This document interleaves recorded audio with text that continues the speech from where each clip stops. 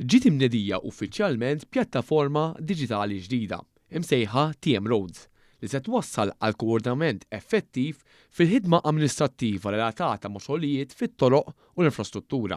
Sal-lum, is-sistema eżistenti kienet qed titlob li biex persuna tapplika biex isiru interventi infrastrutturali il-proċessu komplikat, burokratiku u jista' jtellef il-koordinazzjoni bejn l-entitajiet konċernati. B'din il-pjattaforma issa l-entitajiet kollha involuti fix-xogħlijiet ta' toroq se jkunu miġburin flimkien. Dan fil-waqt li l-pubbliku se jkun informat bil-permessi u kwalinkwe komunikazzjoni li ssir biex ittejjeb il-koordinazzjoni tant meħtieġa. Dan għaliex il-pubbliku se jkun jista' jidħol u jirreġistra l-interessi tiegħu biex anke jkun jaf bix-xogħlijiet li qed isiru fil-viġilanzi tiegħu. Bekk TM Roads mestennija tnaqqas drastikament l-inkonvenjent lir-residenti. Il-proġett sar b'kollaborazzjoni ma' Transport Research Laboratory, kumpanija rinomata fir-Renju Unit li ħadmet ma' ħafna pajjiżi madwar id-dinja u li magħha se ġġib l-esperjenza vasta tagħha u aktar importanti bidla fil-mentalità dwar kif inħarsu lejn il-mobilità.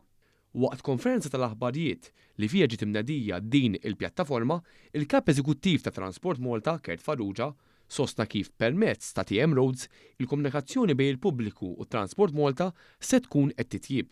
Il-Ministru responsabbli Chris Bonnet saħaq kif din il-pjattaforma hija pass importanti minn katina usa ta' soluzzjonijiet li qed jitwettqu bħala parti wkoll mill-viżjoni permezz ta' Reshaping Our Mobility. Nibdew naraw eżattament li huma t-toroq illi ħajjenal u ħalli n-nies ikunu informati tajjeb u minn qabel biex isir tixru aħjar. Jituna daqsxejn oversight ukoll ta' kif isiru aħjar. Fadal ħafna xogħol xi jsir, però pożittiv immens illi dan huwa pass il-qudiem ir-raba' miżura mill-45 illi ħabbart b'xahar u nofs ilu biex inkomplu norganizzaw ruħna aħjar bil-mod kif nużaw it-toroq tagħna.